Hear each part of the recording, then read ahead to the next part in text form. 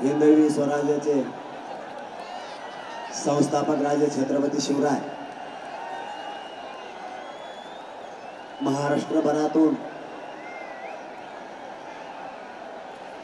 आलेल्या आणि इथं जमलेल्या तमाम मराठा बांधवांना माझा मानाचा जय शिवराय। मराठा आरक्षणाच्या लढाईसाठी हा संघर्ष सुरू होता।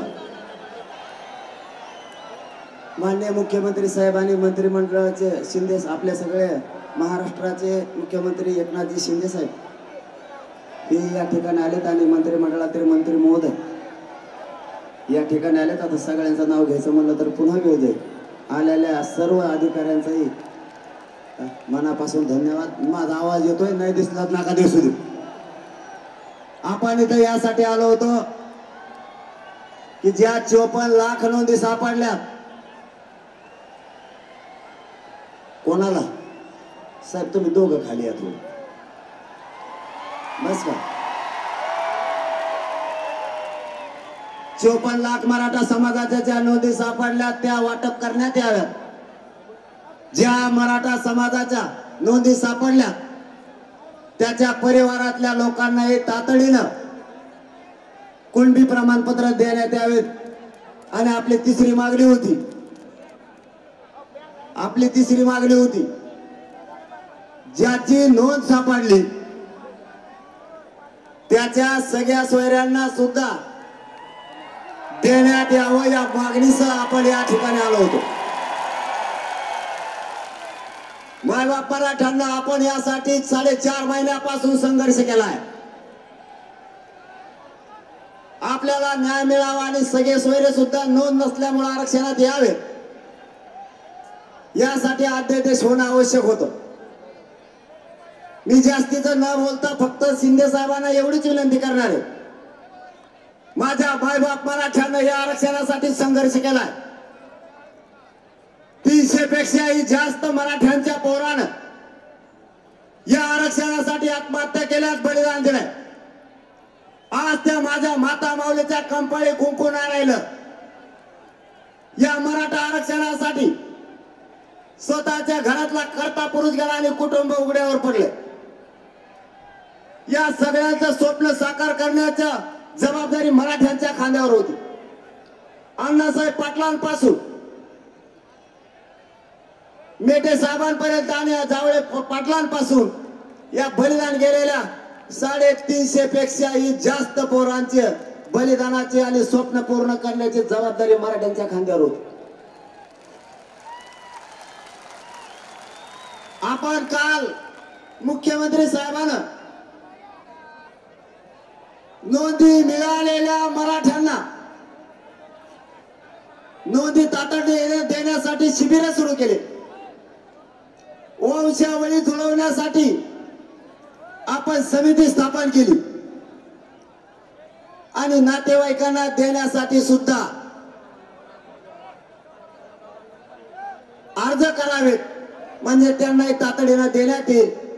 आणि महत्वाचा मुद्दा ज्याची नोंद मिळाली त्या सगळ्या सोयरे ज्याची नोंद मिळाली त्या मराठा बांधवांच्या सगळ्या सोयऱ्यांना म्हणजे परंपरेनुसार जिथं जिथं लग्नाच्या सोयरीकी जुळतात ते सर्व सगळे सोयरे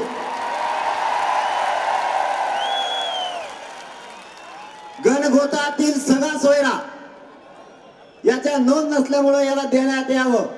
आणि मुख्यमंत्री साहेबांनी काल याचा राजपत्र आणि अध्यादेश काढला त्याबद्दल मराठा समाजाकडून तुमचं मनापासून धन्यवाद। मराठ्यांनी खूप साहेब यासाठी ताकदीने संघर्ष केलाय। माझे मराठ्यांचे लेकरं अंतरवालीपासून निघाल्यापासून रस्त्यावर झोपले। कधी अन्न मिळालं कधी भाकरी मिळाली नाही मिळाली पाणी मिळालं नाही बघितलं। एकानंही माझ्यापर्यंत घरानं केलं नाही की आम्हाला अडचणी आल्या म्हणून।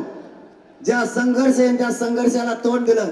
पण मीही या समाजाला मायबाप मानला आणि यांना शब्द दिला होता तुमची झालेली या महाराष्ट्रातली एकी आणि तुम्ही भोगलेला संघर्ष मुलगा म्हणून वायाला जाऊ देणार नाही।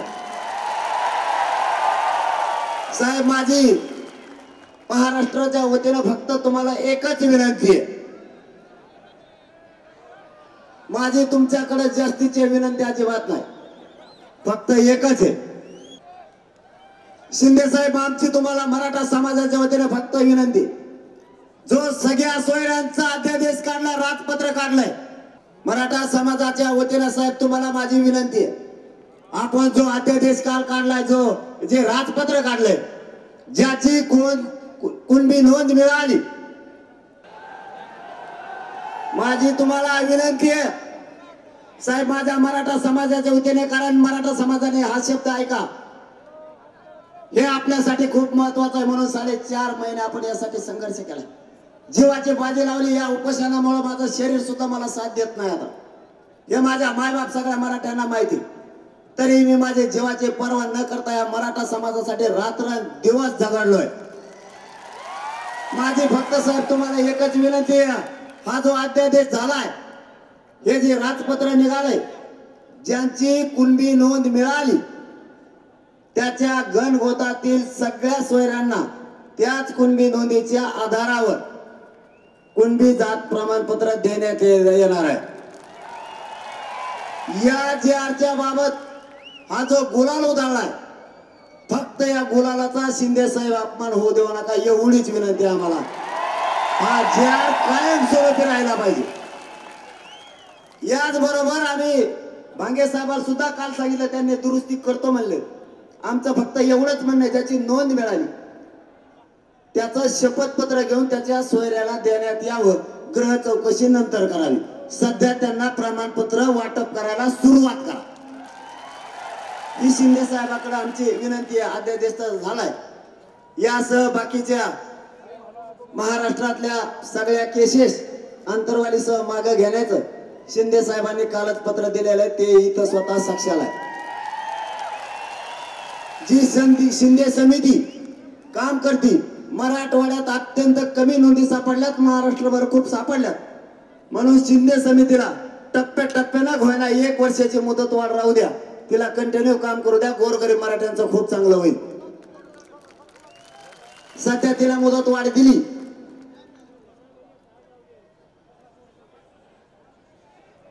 ज्या केसेस झाल्यात त्याबद्दलही त्यांनी पत्र दिलं. ज्या ओबीसीच्या सवलती आहेत त्याही मराठा समाजाला लागू करण्याचा निर्णय त्यांनी घेतलाय. आणखी कोणते घेतलं रे माहिती राहिलं,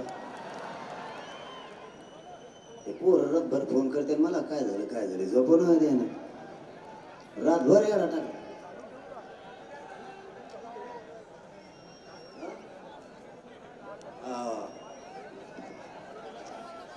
कोपर्डीचा पण त्यांनी तोही पाठपुरा तातडीनं करण्याचं ठरवलंय, क्युरिटी पिटिशनच्या माध्यमातूनही. हा एक महत्वाचा आपला असं दमाने असतं घरा रे.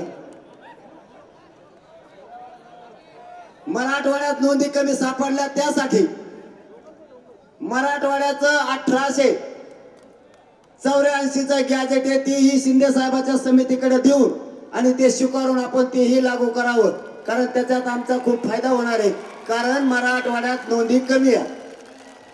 1884ची जनगणना आहे, तिच्यातही कुणबीचा उल्लेख आहे, तीही आपण स्वीकारावी. आजच्या या उपोषण सोडवण्याच्या माध्यमातून आपण आलात त्याबद्दल ह्या महत्वाचे विषय आम्ही तुम्हाला लगेच सांगितले, कारण ही जनता तुमचीच आहे आणि तुम्ही सध्या जनतेचे मायबाप आहेत, म्हणून हे लेकरं रडायला तुमच्याकडेच येणार.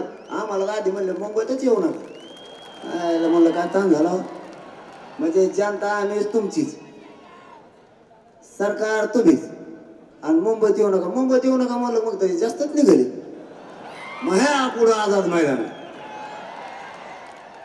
पण ऐकते खरंच माझ्या जातीचा मला स्वाभिमान आहे आणि गर्व सुद्धा आहे की माझी जात एक ओळखली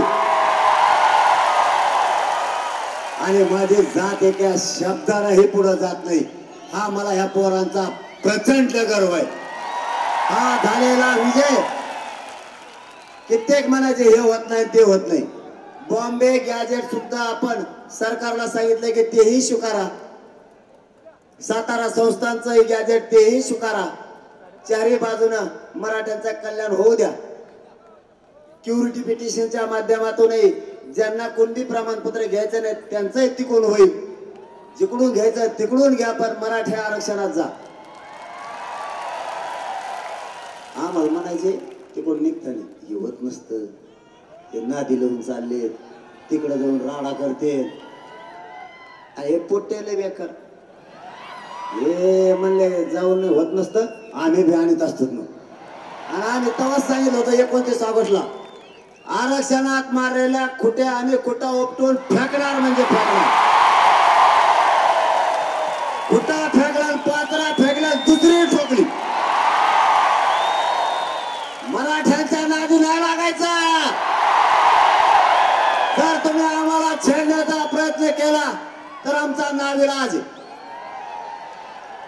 आम्ही आत्ताही गाव खेड्यात ओबीसी बांधवात आणि मराठा बांधवात वाद होऊ दिला नाही आणि आयुष्यभर होऊ देणार नाही.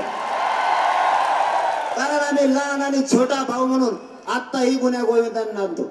साहेब आमच्या गाव खेड्यात आत्ताही पद्धती एवढंच घेतो मग संपित वाद आहे. कारण मराला एकाचा कच बोलायची सवय पहिल्यापासून. आम्ही गाव खेड्यात हे आमच्यात लावतात भांडणं, हे नेते हे लय नमुने भाजे या भांडणं लावित आमच्या गरीब ओबीसी बांधवात आणि मराठा बांधवात गरीब बांधवात. पण गाव खेड्यातली पद्धत आता अशी आहे, लग्नाला जर कुठं ओबीसी बांधव आणि मराठा बांधव जर चालले तर दोघं बी 50-50 पेट्रोल टाकी देऊ गाडीला. लग्नात एकमेकाच्या वाढी दे. यांनी जर कुणाची मोटर जळाली तर हे म्हणते तुझं पीक जळू देऊ नको, माझे मोटर घे पण पाणी दे. इतकं प्रेम आमचं ओबीसी बांधवात मराठ्यांचं गाव खेड्यात.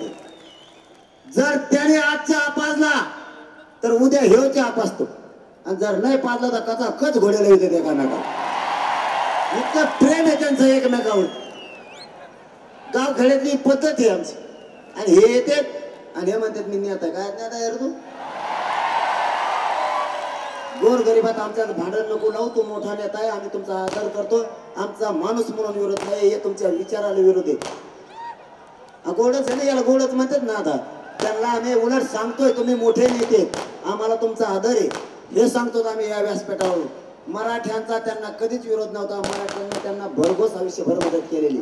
त्यांनी विरोध करू नये यासाठी हा विषय होता. आमच्यात वाद लावू नये. माझ्या आता आपल्या सगळ्यांना एकच सांगणं आहे की शांततेत हे वर गेलेच कस काय मला मिळाला नाही. कलाकारच पोट्टे ते तर टप्पाळावरच येऊन बसले. आता तुम्हाला फक्त एक विनंती, आपलं सगळं काम झालंय. आता देश टिकवण्याची आणि ते लावून धरण्याची जबाबदारी सरकारची. आम्हाला न्याय दिलाय, या गुलालाचा असाच सन्मान राहू द्या.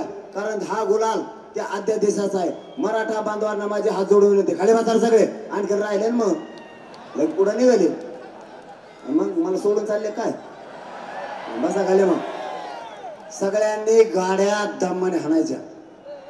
आपण आपल्या गावाकडे गेल्याच्या नंतर तुम्हाला काय करायचं ते करायचं. आपल्याला आंतरवालीत बैठक होणार आहे, तिथून पुढची दिशा काय, पुढं काय करायचंय यासाठी येणार आहे. फक्त गाड्या सगळ्यांनी दमाने चालवायच्या. जेवण करून सगळ्यांनी दमाने यायचंय. तुम्ही आलात, मराठ्यांच्या अंगावर गुलाल पडला. मराठ्यांच्या लेकराला आरक्षण देऊन आपण म्हणलो होतो त्यांच्या डोक्यावर गुलाल टाकणार, मराठ्यांनी तो टाकला. हा विजय महाराष्ट्रातल्या सगळ्या मराठ्यांचा आहे आणि बलिदान गेलेल्या सगळ्या बांधवांचं स्वप्न साकार होतंय. आणि पुढेही जर कधी अडचणी आल्या तर मी तुम्हाला शब्द देतो, कोणत्याही आरक्षणातल्या अडचणी आल्या तरी सोडवायला मी सगळ्यात पुढे राहील. जर या अध्यादेशाला काही धोका झाला तर सगळ्यात अगोदर मुंबईला मी आझाद मैदानाला उपोषणाला आलोच म्हणून समजा. धन्यवाद. सगळे बसून राहा. धन्यवाद.